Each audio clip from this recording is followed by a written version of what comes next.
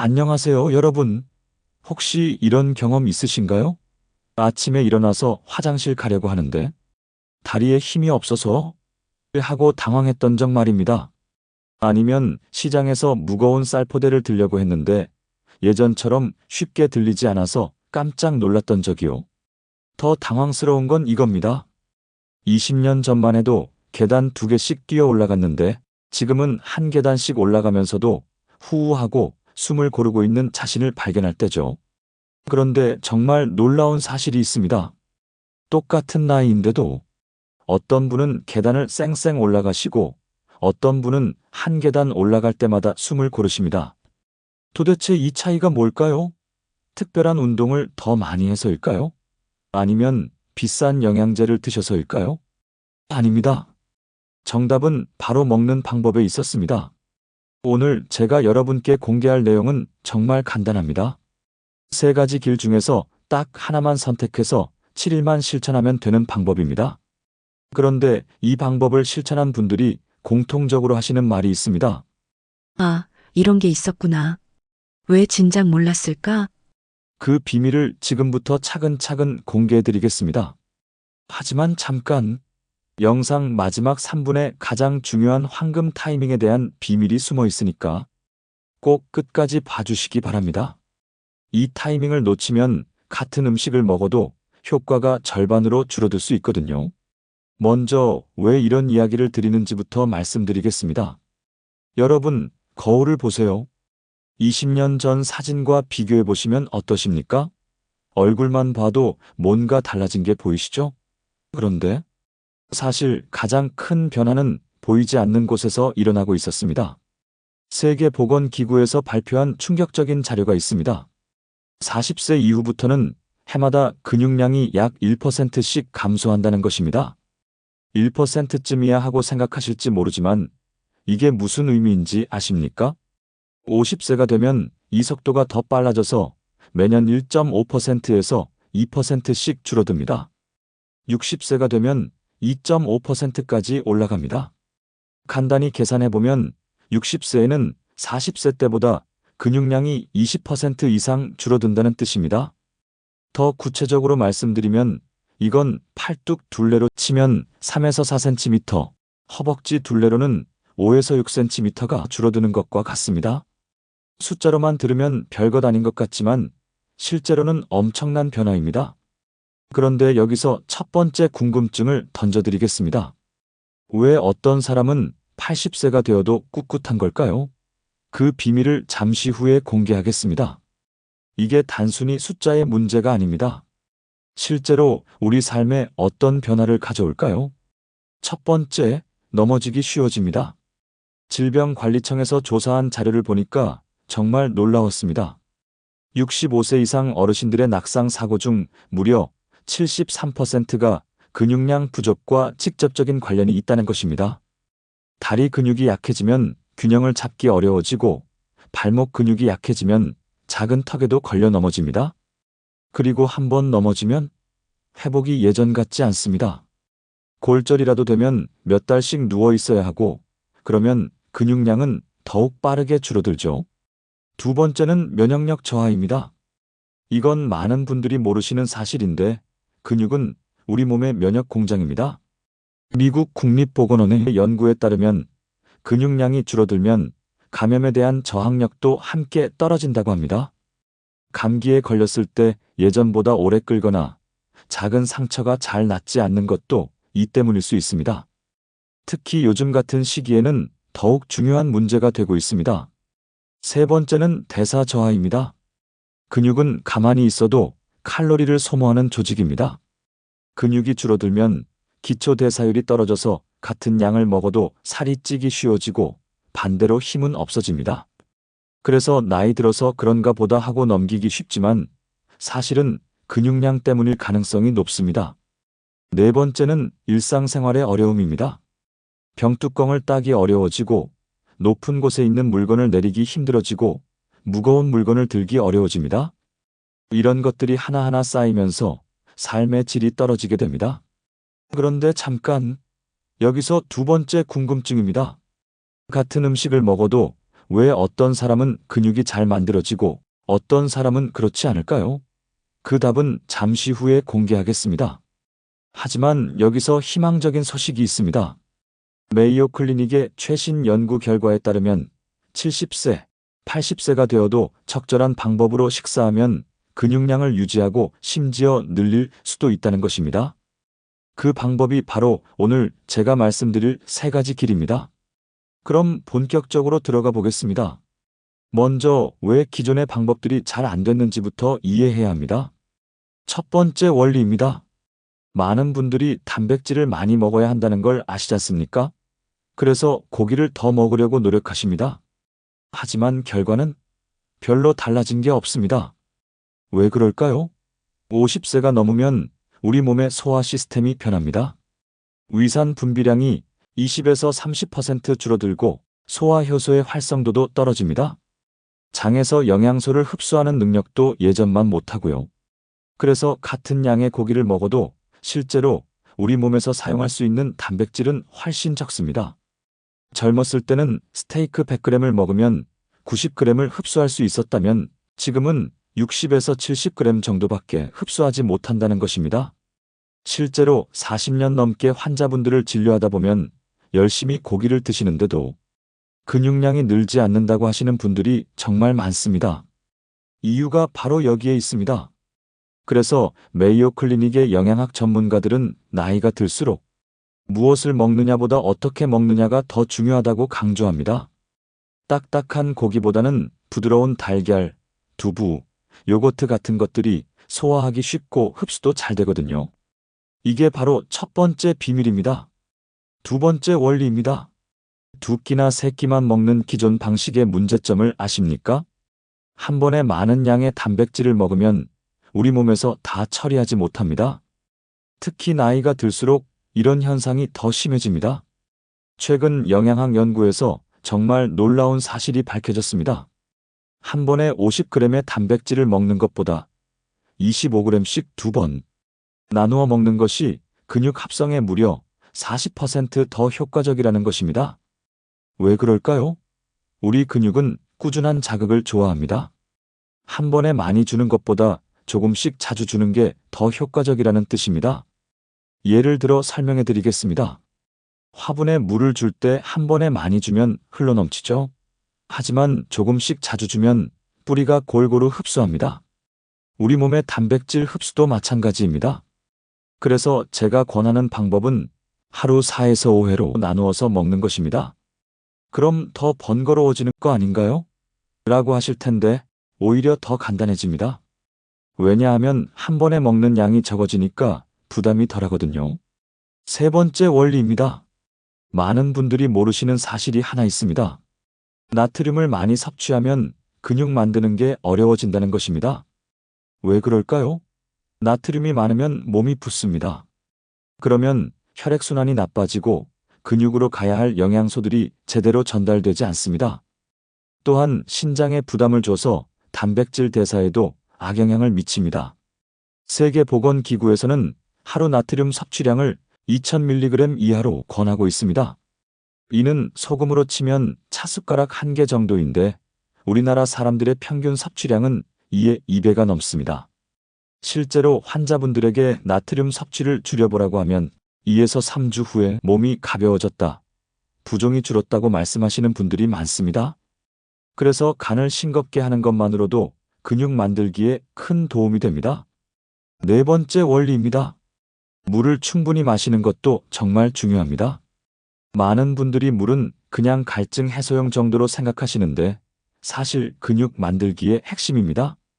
우리 근육의 75%가 물입니다. 물이 부족하면 근육 합성 자체가 어려워집니다. 또한 물은 영양소가 근육으로 이동하는 운반수단이기도 합니다. 하루에 물 6컵에서 8컵 정도만 꾸준히 마셔도 근육 만들기 효율이 30% 이상 올라간다는 연구 결과가 있습니다. 특히 나이가 들면 갈증을 잘 느끼지 못합니다. 그래서 의식적으로 물을 마셔야 합니다. 한 번에 많이 마시지 마시고 조금씩 자주 마시는 것이 좋습니다. 다섯 번째 원리입니다. 단백질만으로는 충분하지 않습니다. 근육이 제대로 만들어지고 유지되려면 조연들의 도움이 필요합니다. 비타민 D는 근육의 힘을 유지하는 데 꼭 필요하고 칼슘은 근육 수축에 필요합니다. 오메가3 지방산은 염증을 줄여서 근육 손상을 막아주고요. 마그네슘은 근육 이완에, 아연은 근육 회복에 중요한 역할을 합니다. 다행히 이런 영양소들은 우리가 흔히 먹는 음식에서 충분히 얻을 수 있습니다. 복잡한 영양제를 따로 먹을 필요 없습니다. 그런데 여기서 세 번째 궁금증. 이 모든 원리를 알았다고 해서 다 같은 결과가 나올까요? 아닙니다. 가장 중요한 건 어떤 길을 선택하느냐입니다. 그 답을 지금부터 공개하고자 합니다. 이제 본격적으로 세 가지 길에 대해 말씀드리겠습니다. 여러분 상황에 맞는 한 가지를 선택하시면 됩니다. 먼저 숟가락 루트입니다. 이 루트는 치아가 좋지 않거나 소화력이 약하거나 음식을 씹기 어려우신 분들에게 적합합니다. 아침에는 무가당 플레인 요거트 1컵 200ml에 콩가루 1큰술을 섞어서 드세요. 여기서 포인트가 있습니다. 콩가루를 한 번에 다 넣지 말고 조금씩 넣으면서 잘 저어주세요. 그래야 덩어리지지 않습니다. 요거트는 소화하기 쉬운 완전 단백질이 들어있고 콩가루는 식물성 단백질과 식이섬유를 보충해줍니다. 또한 유산균도 함께 섭취할 수 있어서 장 건강에도 도움이 됩니다. 만약 콩가루 맛이 별로라고 생각되시면 꿀을 아주 조금 넣으셔도 됩니다. 하지만 당뇨가 있으시다면 꿀 대신 계피가루를 조금 넣어보세요. 은은한 단맛이 나면서 혈당 조절에도 도움이 됩니다. 오전 간식은 따뜻한 두유 1컵을 마시세요. 무가당으로 선택하시고 너무 차갑지 않게 살짝 데워서 드시면 소화에 더 좋습니다. 두유를 데울 때는 전자레인지에 1분 30초 정도면 적당합니다. 너무 뜨겁게 하면 단백질이 변성될 수 있으니 주의하세요. 점심은 연두부 반모에 참깨나 들깨가루를 1큰술 뿌려서 드세요. 두부는 완전 단백질이면서 소화가 매우 잘 됩니다. 여기에 작은 나물 반찬 한두 가지 정도 함께 드시면 됩니다. 시금치나물, 콩나물, 도라지나물 정도가 좋습니다. 간은 최대한 싱겁게 해주세요. 참깨가루를 뿌릴 때는 그냥 뿌리지 마시고 손바닥으로 비벼서 향이 나게 한 다음 뿌리세요. 그러면 고소한 맛이 배가 됩니다. 오후 간식은 달걀 1개로 계란찜을 만들어서 드세요. 달걀에 물이나 무지방 우유를 2~3큰술 넣고 전자레인지에 1분 30초 정도 돌리면 부드러운 계란찜이 완성됩니다. 계란찜을 만들 때 작은 팁이 있습니다. 달걀을 풀 때 채로 한번 걸으면 더 부드러워집니다. 그리고 전자레인지에 돌릴 때 중간에 한번 꺼내서 젓가락으로 저어주면 골고루 익습니다. 저녁에는 순두부찌개나 달걀국을 만들어서 드세요. 순두부찌개는 순두부 100g 정도의 야채, 양파, 버섯, 애호박을 넣고 끓이시면 됩니다. 간은 된장이나 국간장으로 싱겁게 하세요. 달걀국은 미역국에 달걀 1개를 풀어서 끓이시면 됩니다. 미역은 전날 밤에 불려두시고 멸치 우린 육수에 끓이면 더 맛있습니다. 이번에는 젓가락 루트입니다. 아침에는 삶은 달걀 1개와 저지방 우유 1컵, 여기에 바나나 반 개 정도 드세요. 달걀을 삶을 때는 완숙으로 삶으시는 것보다 반숙 정도로 삶으시는 게 소화에 더 좋습니다. 바나나는 칼륨이 풍부해서 근육 기능에 도움이 되고 자연 단맛이 있어서 아침 식사로 좋습니다. 오전 간식은 견과류 1줌 정도와 물 1컵을 드세요. 견과류에는 좋은 지방과 단백질이 들어있어서 근육 만들기에 도움이 됩니다. 점심은 생선, 구이, 고등어, 삼치, 갈치 중 하나를 손바닥 크기만큼 드시고 현미밥 반 공기, 그리고 나물 반찬 2가지에서 3가지 정도 드세요. 생선을 구울 때는 기름을 최소한으로 사용하고 소금 대신 허브나 마늘로 간을 해보세요. 생선에는 오메가3 지방산이 풍부해서 근육의 염증을 줄여주는 효과가 있습니다. 오후 간식은 두부 4분의 1모 정도를 간장에 살짝 찍어서 드시거나 치즈 1장과 방울토마토 5개에서 6개 정도 드세요. 저녁은 닭가슴살이나 닭다리살을 손바닥 크기만큼 드시고 두부, 버섯, 애호박을 넣은 된장찌개와 흰밥 반 공기 정도 드세요. 닭고기는 삶아서 드시는 게 가장 좋고 구이로 드실 때는 껍질을 제거하고 드세요. 껍질에는 지방이 많아서 소화에 부담을 줄 수 있습니다. 마지막으로 국물 루트입니다. 아침에는 미역국에 달걀 1개를 풀어서 끓여 드세요. 미역은 전날 밤에 불려두시고 멸치 우린 육수에 끓이시면 더 맛있습니다.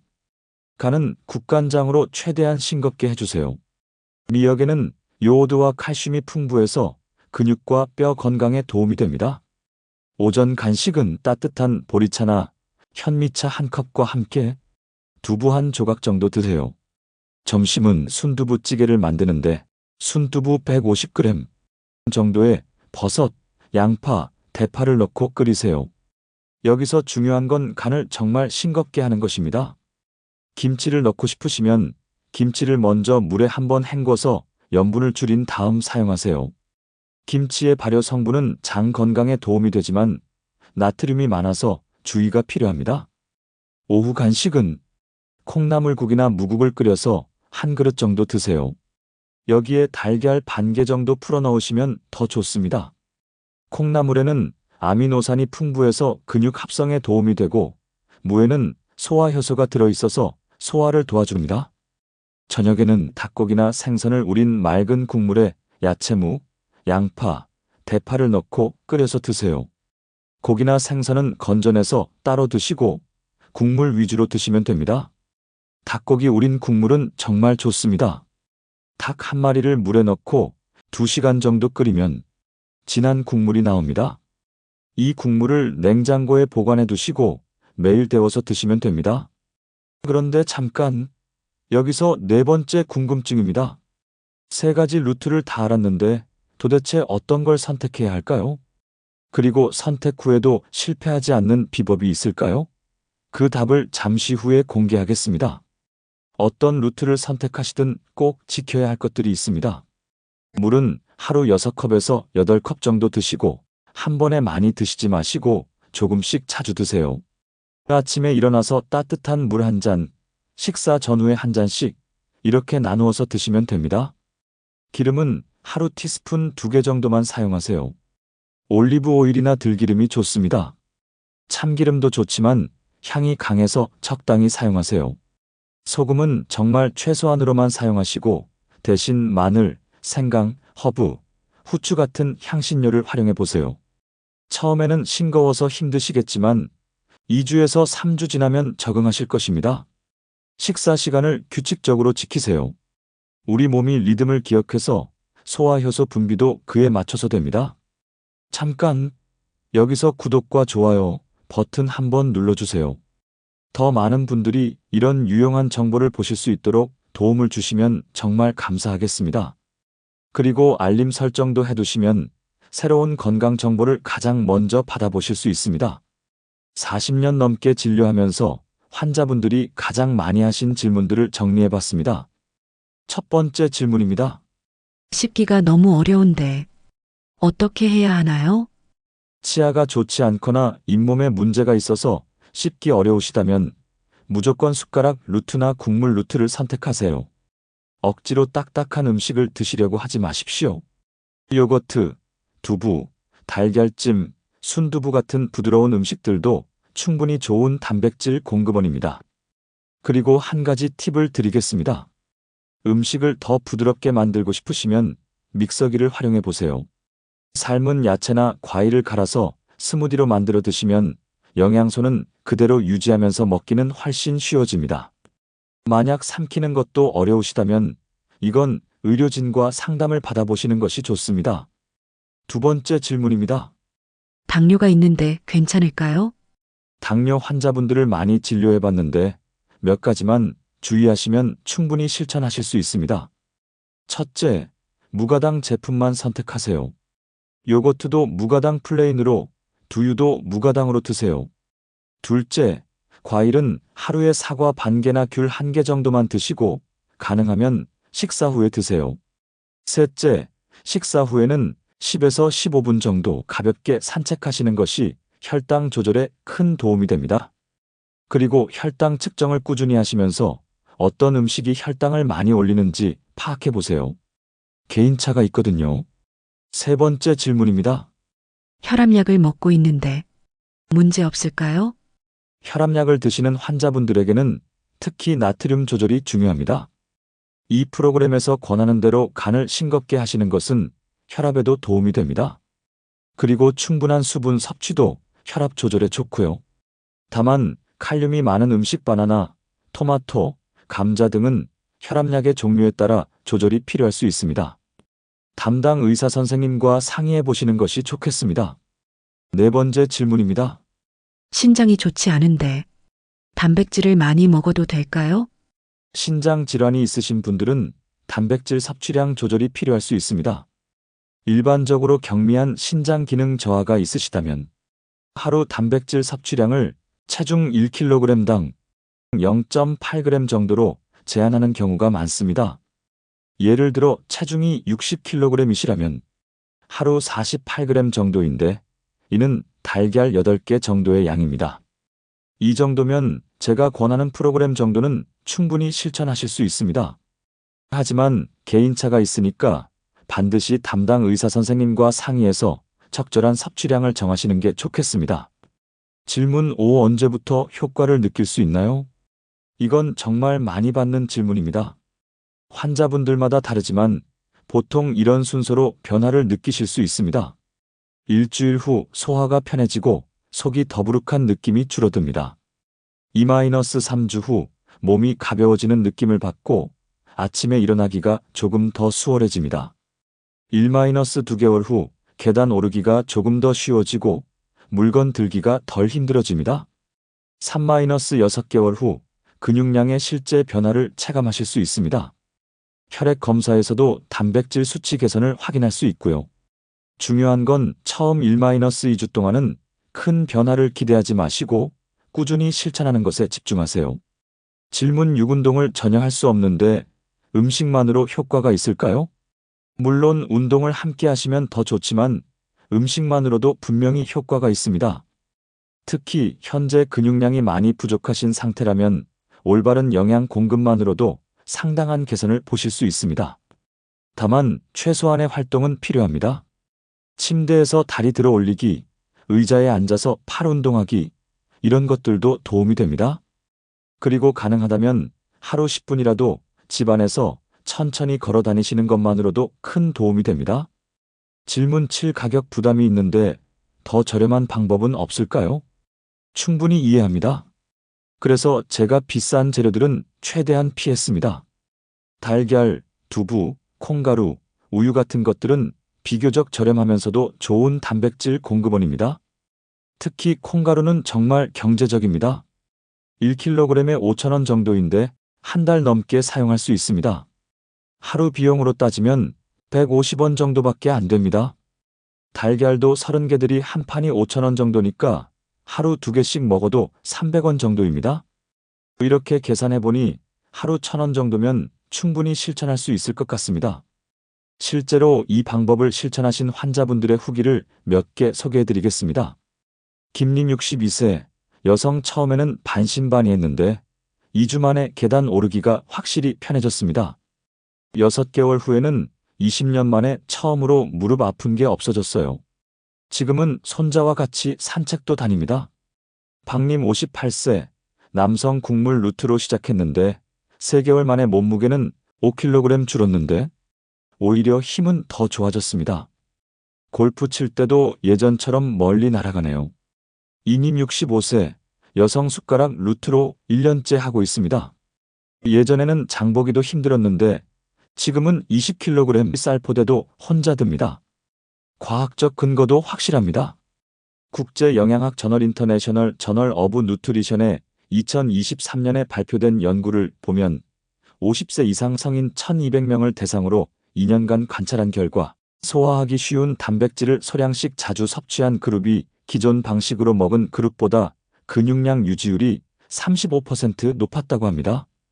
미국 임상영양학 헤어 메러컨 서사이어티 포 클리너컬 누트리션의 2024년 연구에서는 나트륨 섭취를 줄이고 수분 섭취를 늘린 노인 그룹에서 근육 합성률이 28% 증가했다는 결과를 발표했습니다. 유럽 노화 연구소 유러피언 인스터투트 어브 에이징의 최신 메타 분석 2024년에서는 단순히 단백질 양을 늘리는 것보다 흡수율을 높이는 것이 근육량 증가에 더 효과적이라는 결론을 내렸습니다. 이런 연구 결과들이 오늘 제가 말씀드린 방법들의 과학적 근거가 되는 것입니다. 그런데 여기서 다섯 번째 궁금증, 과학적 근거도 있고 성공 사례도 있는데 왜 어떤 사람은 성공하고 어떤 사람은 실패할까요? 그 결정적 차이를 잠시 후에 공개하겠습니다. 영상 처음에 마지막에 가장 중요한 황금 타이밍에 대한 비밀이 있다고 했던 거 기억하시죠? 바로 타이밍입니다. 같은 음식을 먹어도 언제 먹느냐에 따라 효과가 완전히 달라집니다. 이건 정말 중요한 비밀인데 대부분의 사람들이 모르고 있습니다. 첫 번째 황금 타이밍을 말씀드립니다. 아침 30분 이내. 아침에는 단백질을 충분히 밤사이 8시간 공복 상태였던 우리 몸은 아침에 단백질을 가장 효율적으로 흡수합니다. 특히 일어난 후 30분 이내에 단백질을 섭취하면 근육 합성률이 무려 60% 증가한다는 연구 결과가 있습니다. 그래서 아침을 걸으면 절대 안 됩니다. 두 번째 황금 타이밍을 말씀드립니다. 식후 10분입니다. 점심 후에는 반드시 10분 걷기를 하시기 바랍니다. 식후 혈당이 오르는 것을 막고 영양소가 근육으로 더 잘 이동하도록 도와줍니다. 이때 격렬한 운동은 필요 없습니다.